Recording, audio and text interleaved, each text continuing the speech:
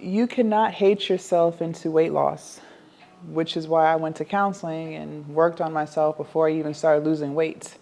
For those of you guys who are new to my channel, hello, my name is Jasmine. I'm so glad to have you. And in this video, I just want to talk to you about your self-hate and how that's not helping you. Okay? Listen, I hated being obese too. My heaviest weight was 340 pounds. I am 6'3", and I started losing weight when I was 31, and I've since kept it off for 4 years now. And, I hated being obese. I was obese. I hated it. You can pretend to like it, right? I'm all for body positivity in the sense of you should love who you are at all sizes. But at the same time, I would be lying to you if I sat here and said that I loved being obese. I hated it. I hated the way I looked. I hated the way I felt. I had really bad low energy levels. My joints were always hurting. Uh, I started struggling with breathing. I was breathing so loud. Doing the simplest things would just take all of my energy, right? I hated all of it. But you can't hate yourself into weight loss, because the more you hate yourself, the more you're going to soothe your self-hate by eating. I used to binge eat all the time. I would binge eat when I was sad and depressed, when I was stressed, when I was frustrated, when I was angry, when I was happy. Like any emotion I had, I would soothe it with food. That was one of my vices. But if I'm constantly hating myself, then that means I'm going to be constantly overeating. And the only thing that's going to do is make me gain more weight. I was getting bigger and bigger and bigger. I never maintained 300 pounds. I was slowly getting bigger. What a lot of people fail to realize who want to lose weight is you're in this depression. You might be struggling with the things that I struggled with, just hating the way you looked or hating the way you feel. But that self-hate that you have isn't helping you. It's not helping you at all. If anything, it's making it worse. And this is why I stress the importance of going to counseling. You can watch all the YouTube videos that you want, but at the end of the day, it's not counseling.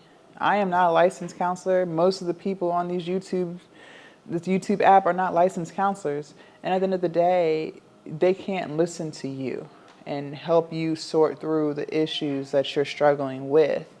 If you truly want to lose weight and keep it off, you are going to have to make the first step, which is getting into counseling. I went to counseling not for weight loss. I went to counseling because I had gotten to a point in my life where I was feeling extremely depressed. I had quit my 9 to 5 during COVID, and no one agreed with that decision. And the version of me that I was back then, I needed external validation. I needed the approval of other people. I used to be a people pleaser. And so when the people closest to me disagreed with that decision of me quitting my 9 to 5 and working for myself, I felt extremely alone. And that was just something at that time I couldn't sit with. And so I was very depressed. And so I went to counseling for that. And it wasn't even until 8 months into counseling where I started to feel better. I started looking at myself in a different light. I started developing self-love. I was doing all of the inner work. I was showing up to counseling every 2 weeks and doing the things that she told me to do. And because I started to love myself for the first time ever, that started to lead to weight loss. I started eating better because now I love myself. I started moving my body because now I love myself. And so then I hired a personal trainer to really get the ball rolling. And that's how that went. I never took that approach before. I had yo-yo dieted for years, okay? I had been obese for years, and I knew I needed to lose weight, but I didn't do it that way before. I would, try some fad diet, some type of water cleanse, fruit cleanse, let's juice for 30 days, just all the little bullshit stuff that people do to try to kickstart their weight loss. But those things never worked. But the reason it never worked was because it never fixed the issue of why I was overeating in the first place. And the reason why I was overeating in the first place was because I had self-hate. That's what it is. Because listen, someone who genuinely loves themselves, you can choose to, listen to what I'm saying or not. Someone who genuinely loves themselves, is not going to hurt themselves. And the foods that I was eating was hurting me. I was already pre-diabetic. I already had high blood pressure. I already had high cholesterol. My joints were already hurting. I was already struggling with breathing. I already had a lack of energy, right? Doing the simplest things, like going up one flight of stairs, I'm winded. So none of those things show that I love myself. If anything, it shows I hate myself. Because if someone truly loves themselves, they're not going to do the thing that's destroying themselves, right? All of those diets that I was trying wasn't healing what was going on the inside. What was going on the inside was I was depressed. There's a lot of things that were going on back then. I hated my job. I felt trapped. I was just very insecure. I just wasn't happy with life. And so I was using food as a way to cope with how I felt.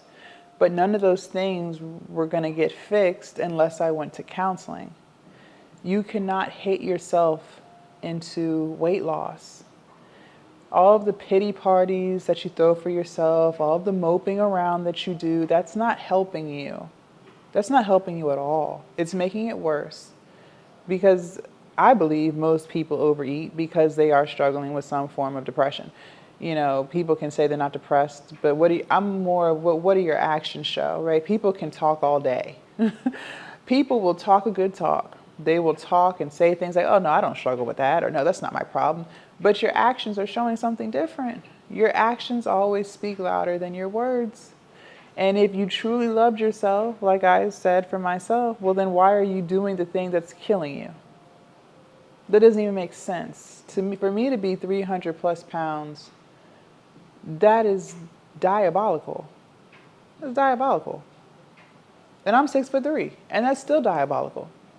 So I had to fix that. I had to heal myself. I had to work on the things that I was struggling with. And when I did, like I said, I developed self-love. But sitting around and hating who you are and hating the decisions that you've made, that's not getting you anywhere. That's just keeping you down. One thing that I learned, I don't know if you're spiritual or not. I'm very spiritual. I'm big on energy. I'm big on energy.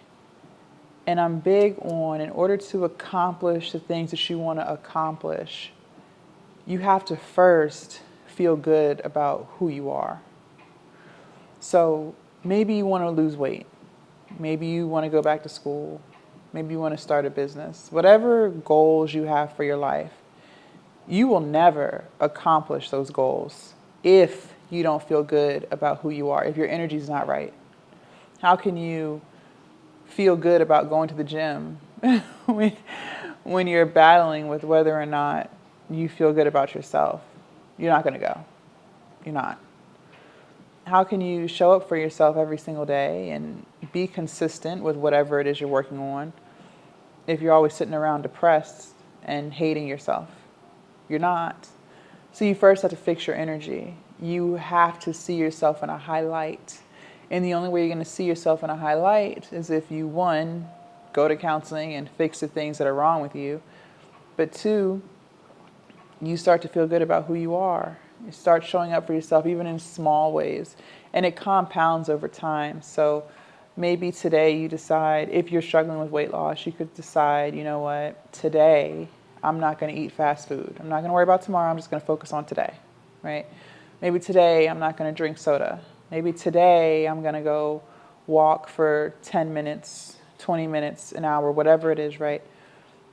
At the end of the day, if you stuck to that thing, at the end of the day, you're going to feel just a little bit better about yourself because you recognize that you're doing something different today that you didn't do yesterday. That feels good. Now, you're going to want to do it again tomorrow because of how you felt today. And the more that you can show up for yourself and just do the smallest things, that energy of feeling good about who you are, it compounds over time. And you become addicted to feeling good. You become addicted to this positive energy that you're carrying on you just because you're sticking to the small things that you said you wanted to do for yourself.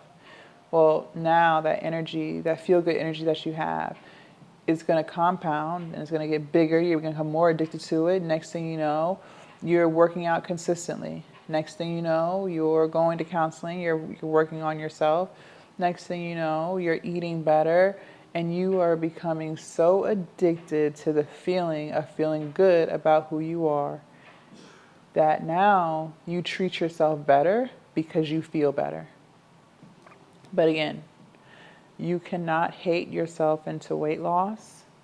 It's okay to be disappointed in yourself, right? Maybe you let your weight spiral out of control like how I did. But now the question is, what are you going to do about it? You've acknowledged that you have a problem. So what are you going to do about it? Are you going to sit around and cry about it? And woe is me and life isn't fair and I'm going to always be like this mindset? Or are you going to fix it? Are you going to change? Leave a comment down below. Let me know your thoughts. I can't wait to read what you have to say. Also, you guys, make sure you subscribe to my channel and do not forget to join the Patreon. The link is down below in my description, and I will see you guys in my next video. Bye.